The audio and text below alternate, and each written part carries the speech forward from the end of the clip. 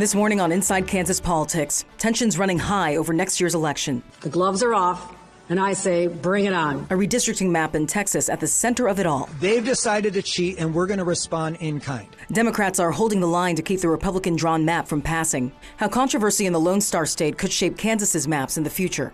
From the Kansas State Capitol, this is Inside Kansas Politics. You're taking a look inside Kansas politics. Welcome in. I'm Rebecca Chung. And I'm Rod Hughes. It is the big question. How could the fallout in Texas impact Kansas's redistricting in the future? Now, the balance of power in Washington could hinge on Texas as the Republican-led state legislature tries to redraw its congressional map. But their plans were being blocked as of last week by Democrats who fled the state. Inside Kansas politics, Washington correspondent Maddie Beertemple reports. Republicans in the Texas legislature are unable to pass a redrawn congressional map. Members, a quorum is not present. That's after dozens of Texas Democrats fled the state, preventing the GOP House from advancing a plan pushed by President Trump aimed at adding 5 more Republican seats in Congress. The fight to protect democracy is not confined to one state. The Democrats who left were welcomed by blue state leaders, some who say they're considering redistricting in retaliation. The gloves are off, and I say, bring it on. New York Governor Kathy Hochul stood with Texas Democrats in Albany Monday. If you all are leaving, where are you going next? If you're leaving New York, where are you going? Don't tell them. Other Democrats went to Chicago, where they were joined Sunday by Illinois Governor J.B. Pritzker. This is not just rigging the system in Texas. It's about rigging the system against the rights of all Americans. Texas Governor Greg Abbott says the Democrats face potential felony charges. Lawmakers who left haven't said how long they'll hold out. We're doing it because we feel that this is the only way we can protect Texans. We're back now with political science professor and author Michael Smith. And Michael, we saw a similar situation in Kansas in 2022 when Republicans were redrawing their own maps as well. And they were accused of racial and partisan gerrymandering, but courts upheld those maps. Now here's a look at what those maps looked like. Essentially, what the new map did is split Kansas City into 2 districts. But still, the state's highest court said there was no clear racial bias with these lines. So Michael, could we see a similar situation play out in Texas, or could it have the opposite effect where a new precedent is set that could impact how states like Kansas draw maps in the future? Texas is a little bit different. Obviously, the populations vary in their makeup from district to district with, for example, larger African-American populations around Kansas City, Topeka, and Wichita. However, Kansas in Congress doesn't have any true majority-minority districts where non-whites are an absolute majority of the population. Kansas has some state house districts like that, but no congressional district. Texas has several. And those are protected by the Voting Rights Act of 1965 and several amendments over the years, which make that much more justiciable in the courts than any of the districts in Kansas. Okay. Are Kansas's maps fair, do you think? And could we see similar situations like that play out? Well, I should disclose that I was an expert witness for one of the plaintiffs challenging the current Kansas maps. So obviously I don't think that they're fair. I think that Kansas didn't gain or lose any districts in 2020 or 2022. And I think a lot more people were moved than were necessary.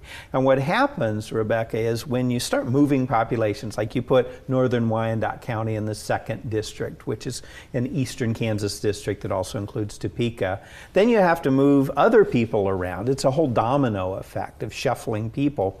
And what really bothers me is the big 1st district this time.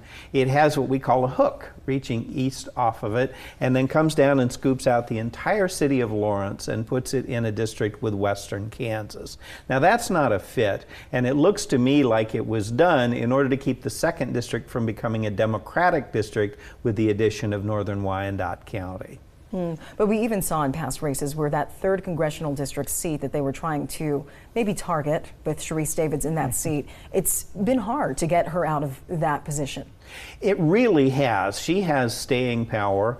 She went from a district with a pretty significant Democratic lean, and a lot of that is because the heart of the district, Johnson County, has gone from red to purple to light blue. And she also had all of Wyandotte County.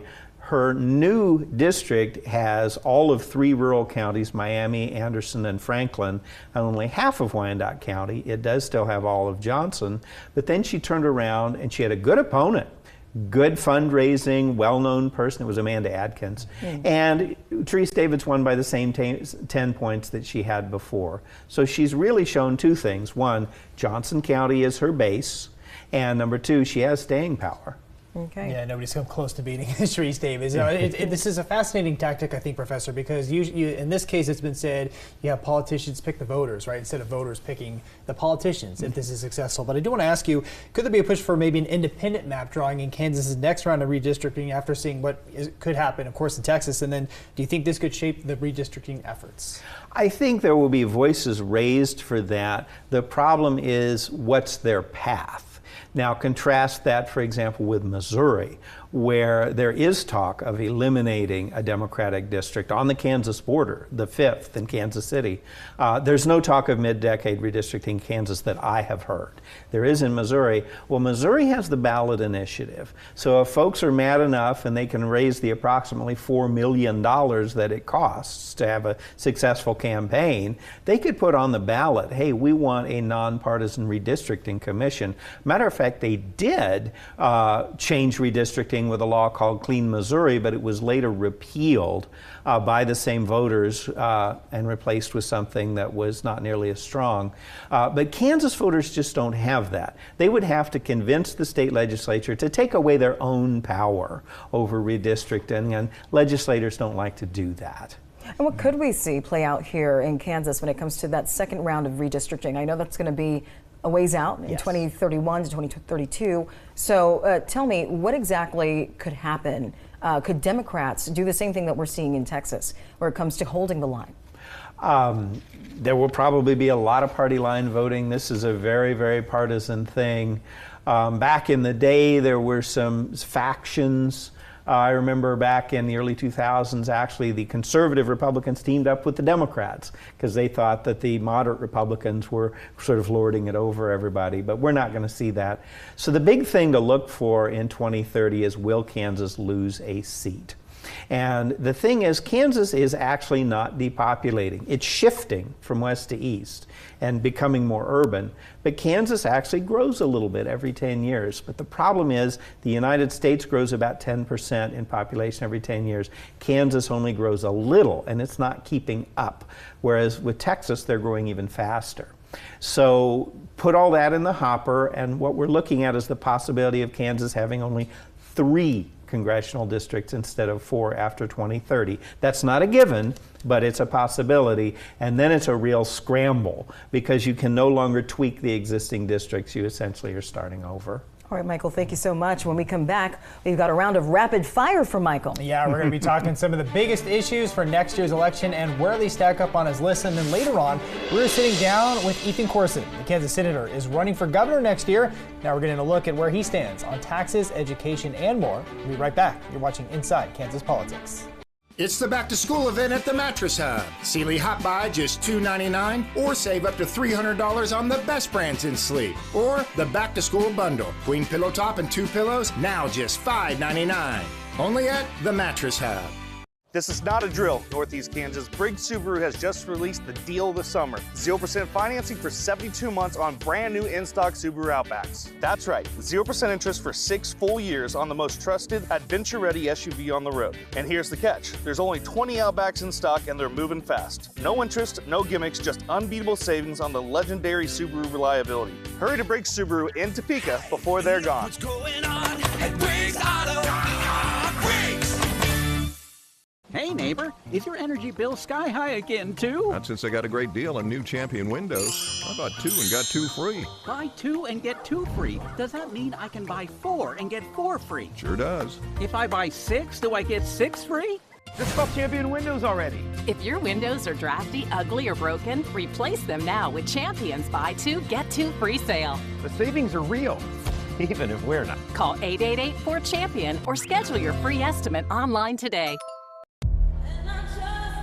This fall,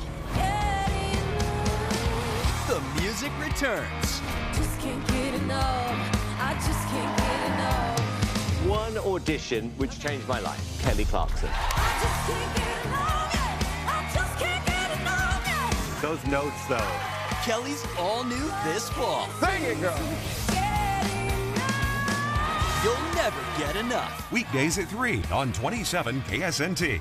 And welcome back to Inside Kansas Politics, continuing our conversation. And now, Professor, it's time for our rapid fire segment. So we're going to be talking about what we believe will be some of the hot topics in next year's gubernatorial race. And 10 is going to be extremely important, and 1's going to be not so important. All right, let's start with the first issue, taxes.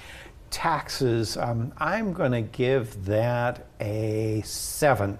I think it will be very important to Republicans. I think Democrats are going to want to talk more about services. Okay.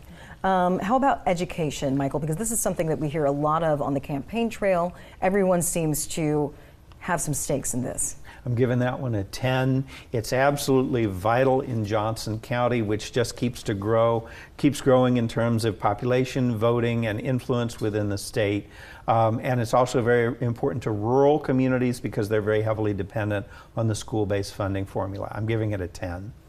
Next one, no stranger to the headlines of the big, beautiful bill, of course, Medicaid expansion.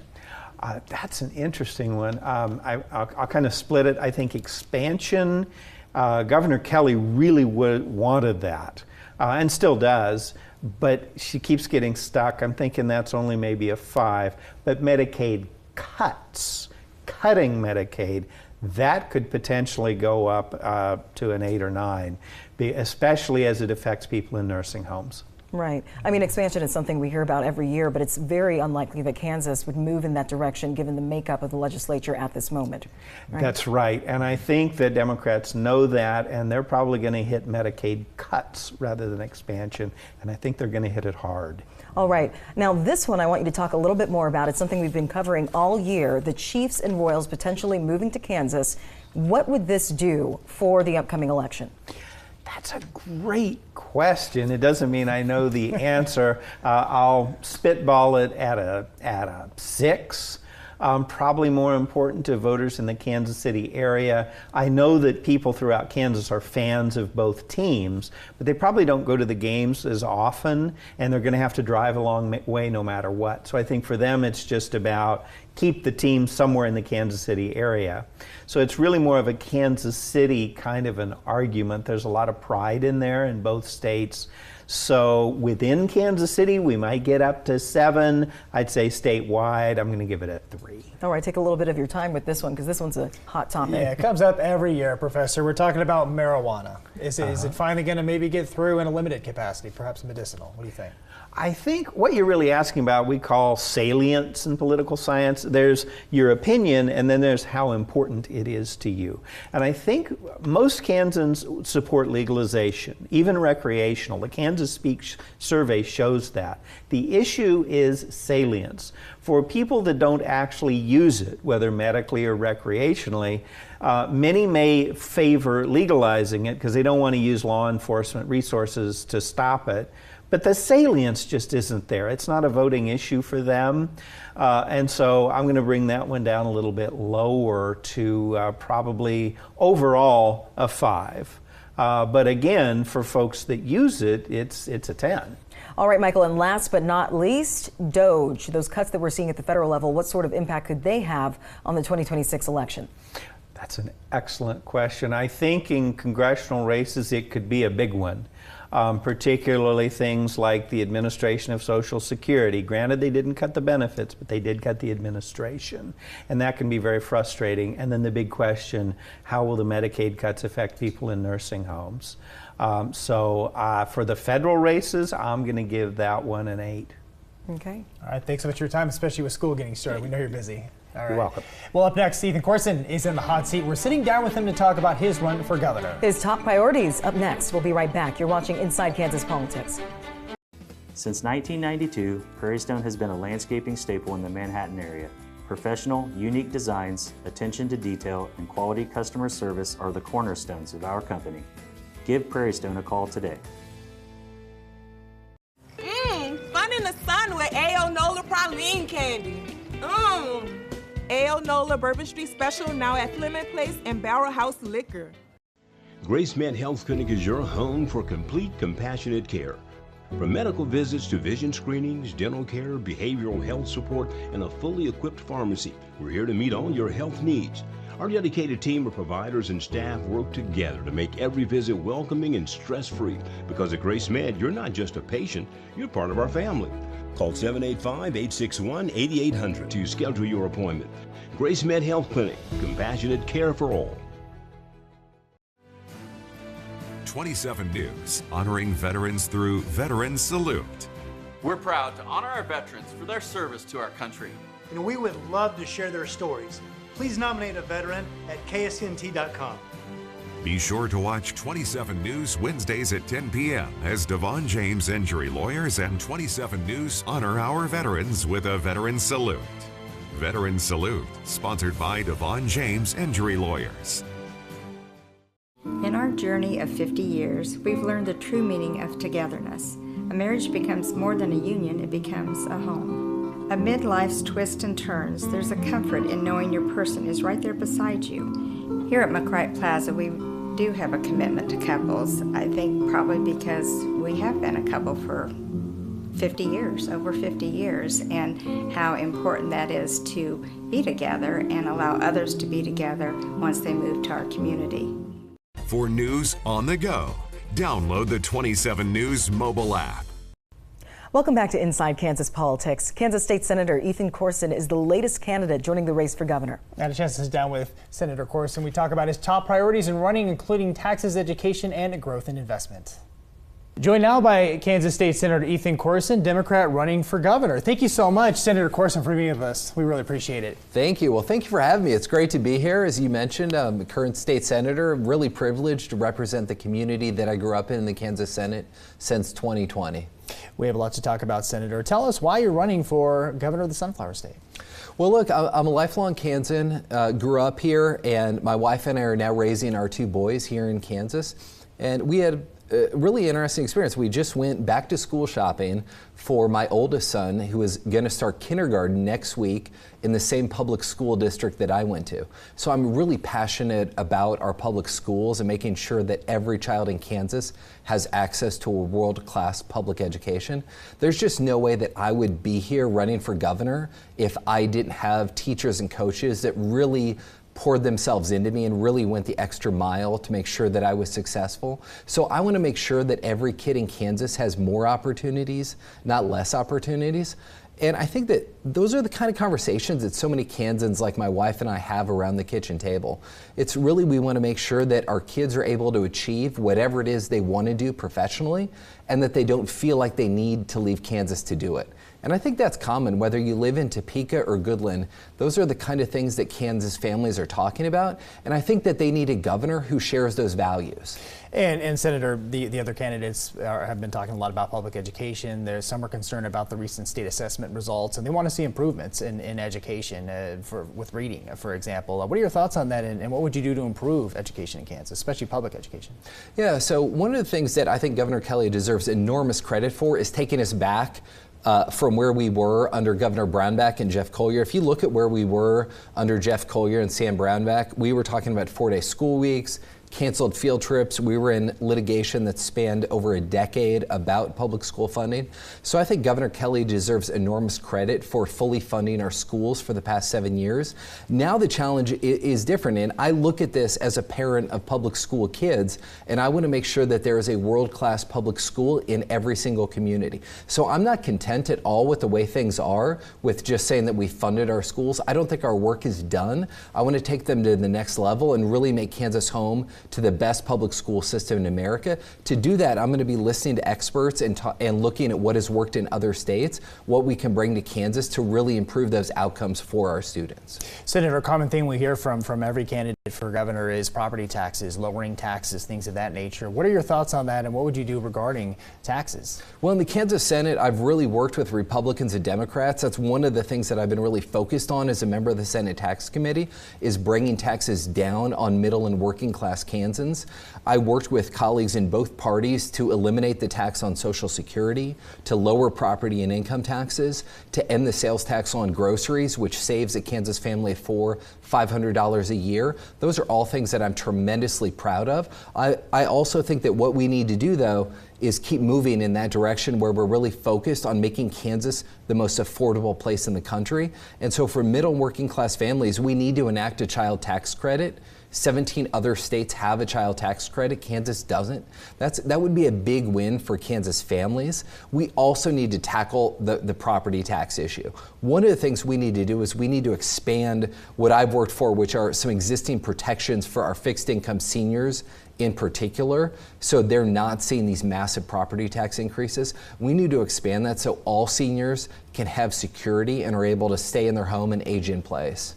Senator, Governor Kelly has shown you can be a Democratic governor in a red state with a supermajority Republican. Can you expand on how you plan to work with Republicans to try and get things done as a Democratic governor? Yeah, so that's been my reputation in the Senate, as somebody who works across the aisle to deliver real results. I've done that whether it's talking about funding schools, whether it's bringing jobs and businesses to Kansas, or whether it's cutting taxes on working and middle class families, the food sales tax, Social Security, property tax reform. So we've done that before. That's my record. I have great relationships with colleagues in both parties. And I think that's what Kansans want in their leaders, is somebody who is going to work across the aisle, somebody who's going to listen, and somebody ultimately who can bring people together to deliver real results. I think what folks are sick of is kind of the cable news partisan food fight, and that's something that I have no interest in. I want to bring people together. I want to deliver for Kansas families. It's important to note that Governor Kelly speaks very highly of you. She's already come out publicly and praised your work as a senator. What are your thoughts on that? What does that mean to you? You know, it meant a lot to me coming from Governor Kelly, because I think what we've seen is that Kansas really thrives when we have common sense, moderate, bipartisan leadership. That's the kind of leader that Governor Kelly is. So it meant a lot to me that she would say that I'm also in that vein of just a common sense, moderate, bipartisan leader who can work with both parties to get things done.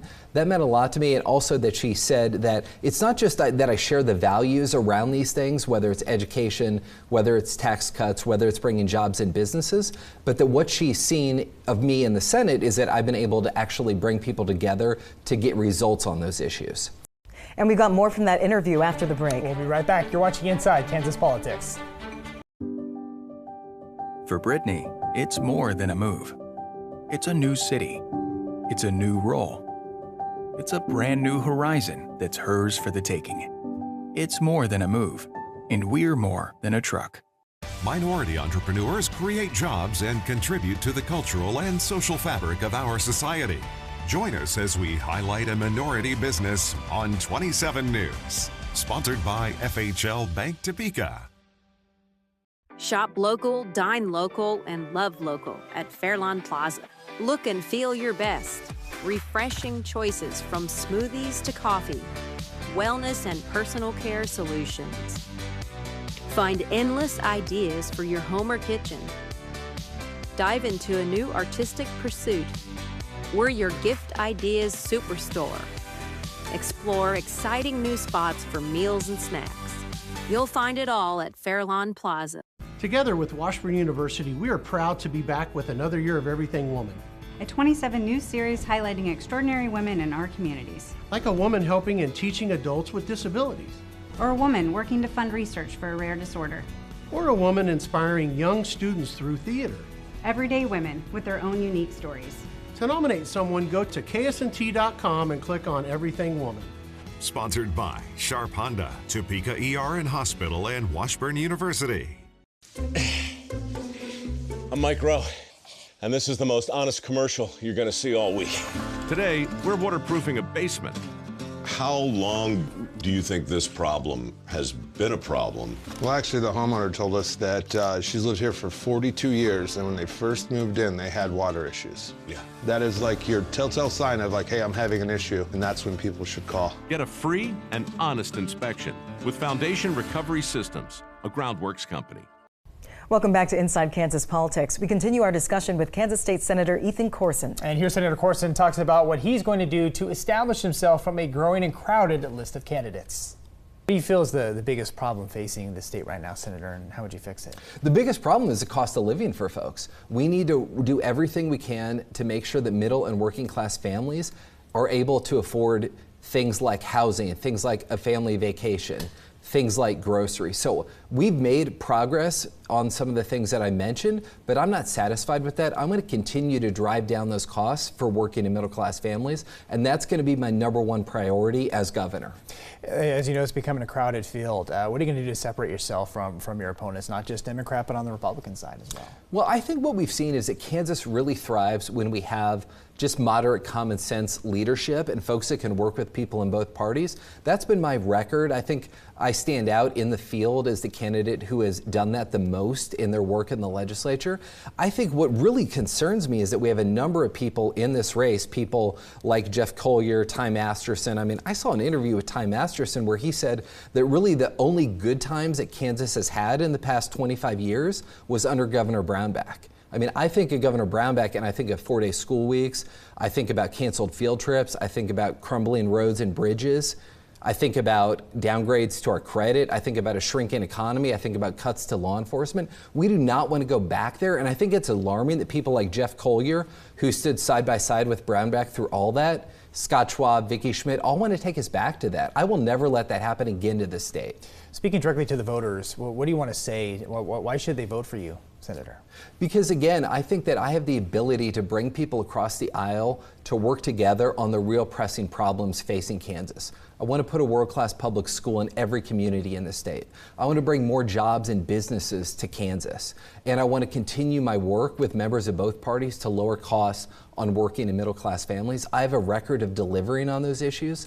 And I think what folks don't want is a return to the Brownback era where we saw extreme partisanship, saw kind of the DC politics coming into Kansas. And it's just concerning to me that Jeff Collier, Ty Masterson, and the rest of the Republicans want to go back to that. I think that's a broken system. I think we do better when we work together, and that's what I want to do as governor. Got a couple minutes left. We have a lot of issues we could talk about, of course, but I want to make sure I hit the ones that are a priority for you, Senator. Is there any other issues we haven't discussed that you want to talk about and what you would do as governor to fix them? Well, one of the things that I'm going to be really focused on is bringing jobs and businesses into all parts of the state. That's something that we need to do. We need to continue to grow as a state, and we need to continue to create opportunities for folks. So I'm going to be really focused on public education and making our schools world class. But the other part of that is we need to have the industries and jobs of the future that are going to make people want to create a life for themselves in Kansas. So I'm going to continue to work with the Department of Commerce. I want to accelerate that work so we're bringing in more jobs, more new industries, more businesses. So when our kids graduate and go into either an apprenticeship program or graduate from one of our colleges or universities, they can stay here, build a life for themselves, and have the career that they want, and they don't need to leave Kansas to do it. In honor of your collegiate baseball career, Senator, it's only the first inning. I mean, we've got a year to go, right?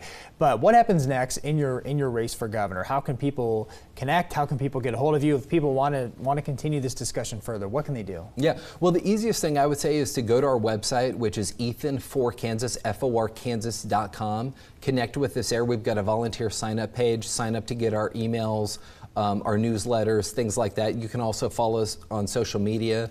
We're on Instagram and Facebook at Ethan4Kansas. I'm on Twitter or X at Ethan Corson. So I would encourage folks to follow us. We've been all around the state already. We've gotten to Topeka, Wichita, other places. We're going to get further out west soon, which I'm really excited to get back to kind of my southwest Kansas roots. So we're going to be all over the state, making stops everywhere, talking to voters everywhere, listening. And we want to continue to really run a true statewide campaign in all 105 counties. Senator, we've got about less than a minute, but just a final pitch to voters early in the race, but certainly want to get your message out there. Yeah, I appreciate that. So again, I think that my record in the Senate is somebody who's been focused on the real kitchen table issues that Kansas families are talking about. Again, whether you live in Johnson County or Johnson City, you're focused on that things cost too much. And I've worked with my colleagues in both parties to try to make things more affordable, but I know that work's not complete yet. That's a big priority for me as governor. I know that our public schools, especially in rural areas, are literally the lifeblood of those communities, whether it's Friday night football games or school plays. I want to continue to strengthen those schools so kids, the next generation of public school kids like I was, has even more opportunities than I did. And I want to continue to bring jobs of the future. You know, I was just at the ribbon cutting for the Panasonic facility. I want to have many more ribbon cuttings as governor because I want to continue to create jobs and opportunities for Kansans. Senator Ethan Corson, Democrat running for governor. Appreciate you so much. Thank you. And that was your look inside Kansas politics. We'll see you next Sunday, same time, same place. And have a wonderful day.